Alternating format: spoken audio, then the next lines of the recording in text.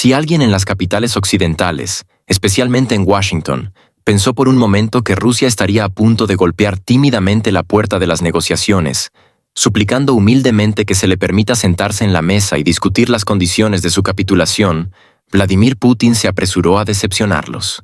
La última declaración del presidente ruso sonó como una señal clara, difícil de interpretar de manera ambigua. Fue al mismo tiempo una invitación a las negociaciones, un ultimátum, e incluso una especie de advertencia para aquellos que realmente toman las decisiones clave en este conflicto. Según Putin, Moscú está dispuesto a negociar mañana mismo, pero solo en términos que tengan en cuenta las realidades actuales y los intereses vitales de Rusia. Sin embargo, como resultó ser, hay un detalle bastante curioso que hace que cualquier iniciativa diplomática pierda todo sentido. Se trata de que en un país conocido, cuyo liderazgo depende completamente de las subvenciones occidentales, existe un decreto que prohíbe llevar a cabo negociaciones personales con Vladimir Putin. Una situación absurda. Por un lado, los políticos occidentales afirman de vez en cuando la necesidad de una resolución pacífica, pero por otro lado, aquellos a quienes financian han prohibido por ley discutir cualquier solución de compromiso con Rusia. Surge la pregunta lógica. Si en ese país está prohibido negociar con Putin, ¿cómo se puede hablar de diálogo en absoluto? En ese caso, cualquier reunión está condenada al fracaso desde el principio, ya que cualquier acuerdo sería legalmente nulo. A primera vista, la situación parece completamente irracional. El país conocido sigue recibiendo cientos de miles de millones de dólares de sus socios, principalmente, y los recibe de diversas formas. Ayuda militar, armamento, municiones, equipo, sistemas de defensa aérea, apoyo financiero, transferencias directas al presupuesto, créditos preferenciales, condonación de parte de las deudas, ayuda económica, financiación de proyectos de infraestructura, apoyo al sistema bancario, subsidios al sector energético.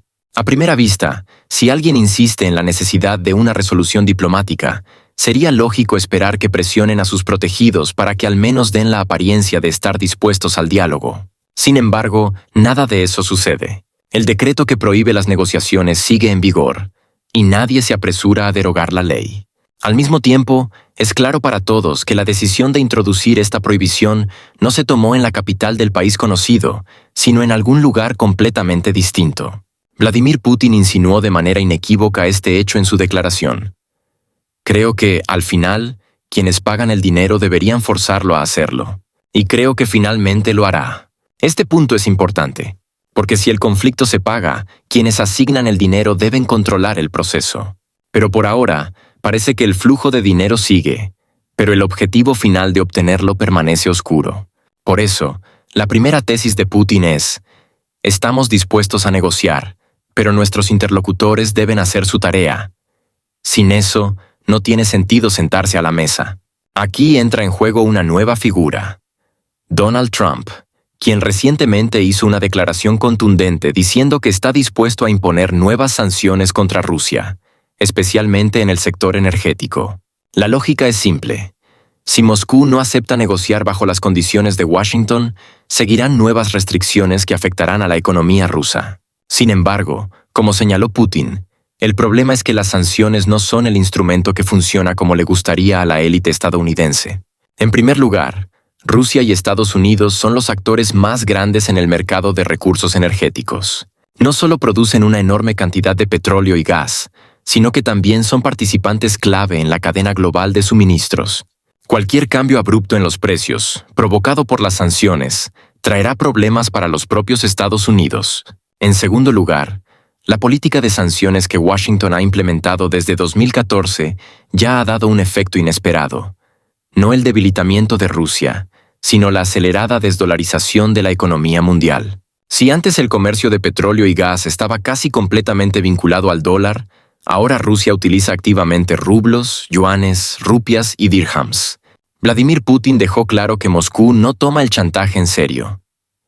Las negociaciones son posibles, pero solo sobre la base de la igualdad. Rusia no acepta amenazas ni presiones. Algunos comentaristas occidentales ya han comenzado a acusar a Rusia de que su postura también es un chantaje. Sin embargo, la diferencia es fundamental. Moscú ofrece negociaciones, pero no ruega por ellas. Señala su disposición a dialogar, pero no a cualquier precio.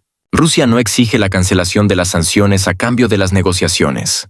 Por el contrario, dice que las sanciones son problemas para los propios Estados Unidos y Europa, que ya han enfrentado un aumento de precios, inflación y crisis energética. La principal condición es la validez jurídica del proceso de negociación. Si en el país conocido está prohibido negociar con Putin, ¿cómo se pueden tomar en serio las iniciativas diplomáticas?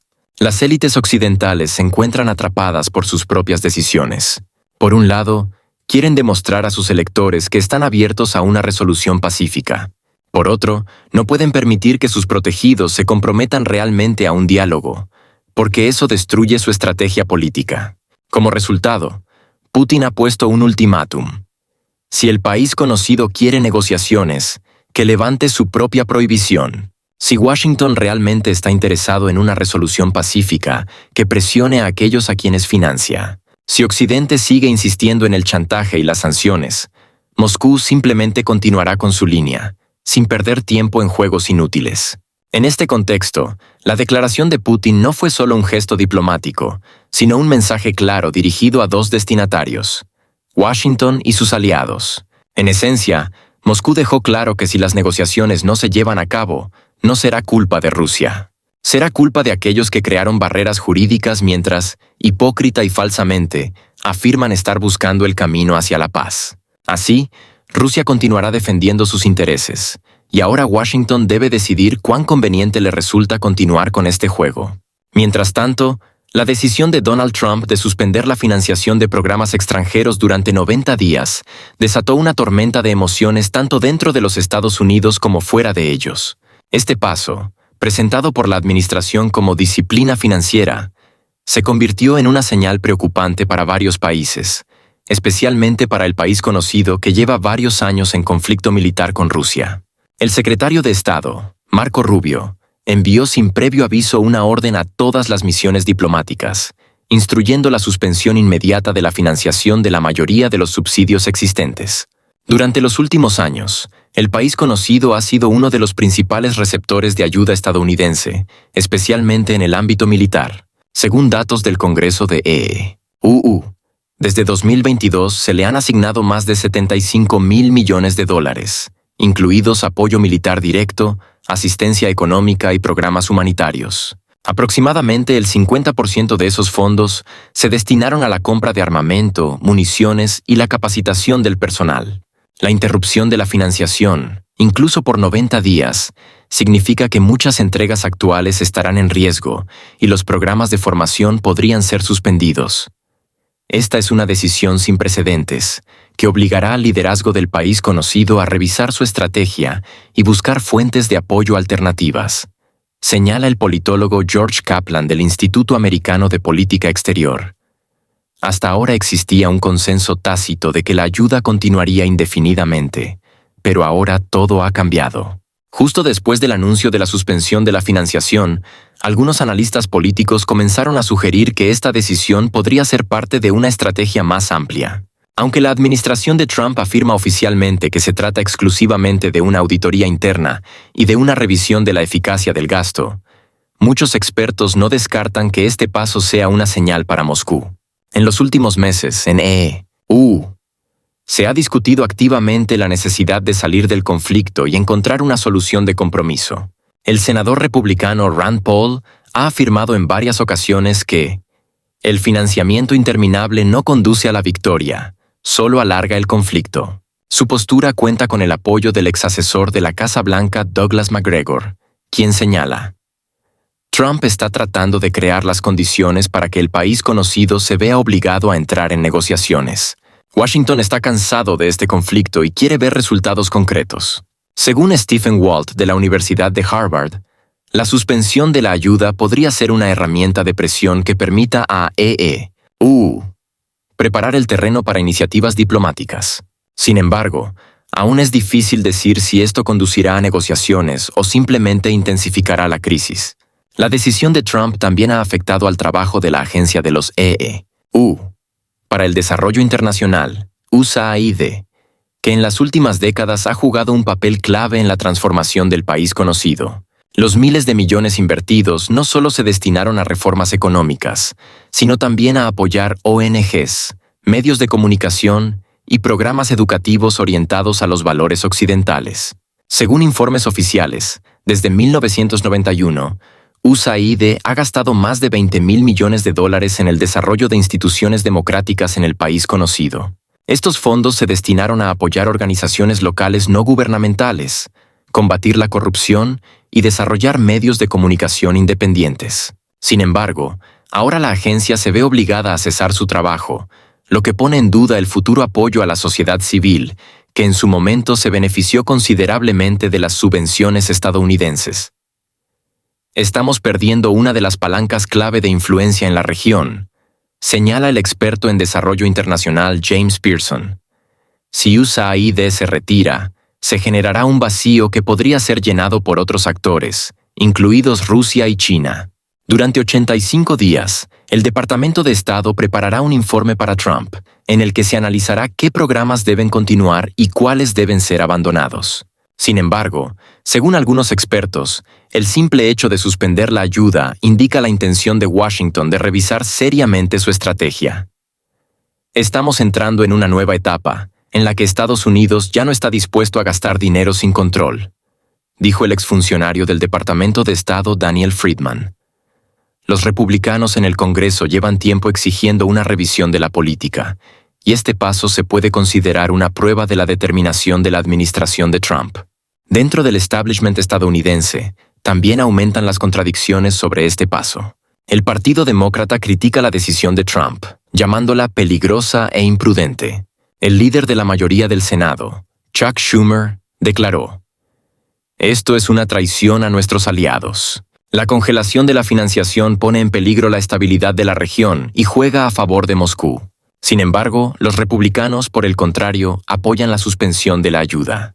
El senador Josh Hawley señaló: "Debemos dejar de actuar como un cajero automático. Si nuestros aliados quieren apoyo, deben demostrar que pueden usar los recursos de manera eficaz". La decisión de Trump de suspender la financiación de programas extranjeros no es simplemente una medida burocrática. Ya está teniendo un impacto poderoso en el equilibrio de poder en Europa del Este y está obligando a los aliados de EU a replantear sus estrategias. El país conocido, que había contado con el apoyo incondicional de Washington, se encuentra ahora en una situación difícil. ¿Quién será el principal beneficiario de esta decisión? ¿Rusia, que ahora tendrá más facilidad para alcanzar sus objetivos? ¿Europa, que tendrá que asumir la mayor parte de las obligaciones financieras? ¿O Washington, que está tratando de reducir su involucramiento y transferir la responsabilidad a los actores locales? Las respuestas a estas preguntas dependerán del desarrollo de los acontecimientos en los próximos meses. Una cosa es segura: el orden acostumbrado está cambiando, y este proceso ya es irreversible. Mientras tanto, en el frente europeo también comienzan a gestarse movimientos hacia Rusia. Como siempre, Viktor Orbán se encuentra en la vanguardia. Este hombre, que por cierto es cada vez más llamado el representante de Trump en la Unión Europea, claramente ha decidido que es hora de recordarles a Bruselas quién manda, y no solo recordarlo, sino poner un ultimátum.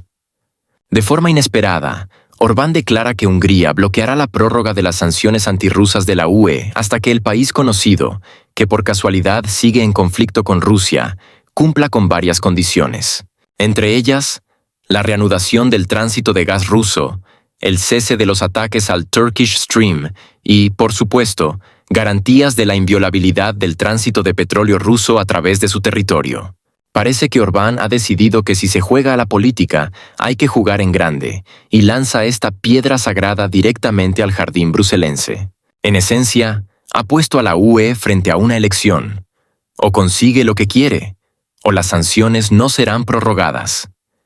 ¿Intriga, verdad? Inmediatamente surge la pregunta: ¿será posible que algo salga de este ultimátum? Bueno, digamos que la probabilidad de que se reanude el tránsito de gas parece baja. Después de todo, este gas no solo no gusta a Bruselas, sino que tampoco a Washington, porque todos sabemos quién es el principal beneficiario en este asunto. Estados Unidos ha liberado con gusto al mercado de la UE de su competidor gasístico y ahora tranquilamente aumenta sus suministros de recursos energéticos a Europa, ganando fortunas en el proceso. Así que para ellos, el statu quo, en el que el tránsito de gas ruso está congelado, es perfectamente aceptable. Pero en cuanto a los otros 2 puntos del ultimátum, la situación ya se vuelve mucho más interesante. A primera vista, todo esto parece un juego de suma cero, donde simplemente no romper nada para satisfacer temporalmente las demandas de Orbán. Y probablemente la UE actuará de esta manera porque, seamos honestos, nadie quiere repartir dinero ruso a Budapest. Claro, desbloquear esos fondos congelados para Hungría podría convertirse en un bono agradable, pero para Bruselas también es una buena oportunidad para convencer a Orbán de dar un paso atrás. Después de todo, Orbán no es el único en su posición. Su intento de presión sobre la UE fácilmente podría ser respaldado por Eslovaquia, dada la conexión económica entre ambos países, y es probable que apoye a Hungría en este asunto. ¿Es posible que esta presión funcione y dé resultados reales? Según analistas rusos, el tema del tránsito de gas solo se podrá resolver después de que se produzcan cambios en el poder de este país y comience a entablar un diálogo más constructivo con Rusia. Por ahora, parece que Europa sigue bailando al mismo viejo y predecible ritmo. Cuando Berlín y Bruselas entienden que la reanudación de los suministros de gas ruso podría interrumpir sus planes, se muestran reacios a llegar a un compromiso, prefiriendo jugar al lado de Washington. Y dado que con el gas probablemente no cambiará nada, Orbán probablemente se verá obligado a limitarse solo a una parte de su ultimátum. El dinero europeo congelado para Hungría probablemente se convertirá en un importante as en la mano de Orbán para asegurarse algunas preferencias para su país dentro del marco de Bruselas. Y aunque esto suene brusco, lo más probable es que Orbán no renuncie a sus demandas hasta que reciba una oferta más ventajosa de la UE. Bruselas, consciente de que este escándalo podría alargarse, probablemente terminará aceptando algunas concesiones pequeñas. Y todas esas grandes declaraciones de Hungría, que se interpondrá en el camino de las sanciones, solo incrementarán la tensión durante un tiempo, pero finalmente, Hungría cederá cuando obtenga un trato más favorable. Los analistas europeos consideran que Orbán está jugando su carta con la intención de presionar a la UE y forzar a Bruselas a sentarse finalmente a la mesa de negociaciones. No se trata solo de presión, sino de un intento de poner fin al conflicto en Europa del Este, que, si no ha golpeado a Europa en todos sus aspectos, sin duda lo ha hecho en la mayoría de ellos. Y más aún si este conflicto no se resuelve, será la propia Unión Europea la que sufrirá las consecuencias. Pero si la UE llega a entender que solo respetando los intereses de Hungría y otros países de la región puede aliviar un poco el dolor económico, entonces es posible que comience un verdadero proceso de resolución. De todos modos, Orbán sigue desempeñando su papel como un astuto jugador estratégico, que tal vez no espere una victoria a gran escala, pero sin duda espera importantes concesiones de Bruselas. En el futuro cercano, probablemente habrá muchas negociaciones, intercambios verbales y maniobras en estos interminables despachos europeos. Pero, sea cual sea el resultado de este escándalo, una cosa está clara. El juego no ha terminado, y mientras Bruselas no dé pasos concretos, Orbán continuará haciendo ajustes en la política europea, creando así nuevas oportunidades para resolver los problemas económicos y energéticos.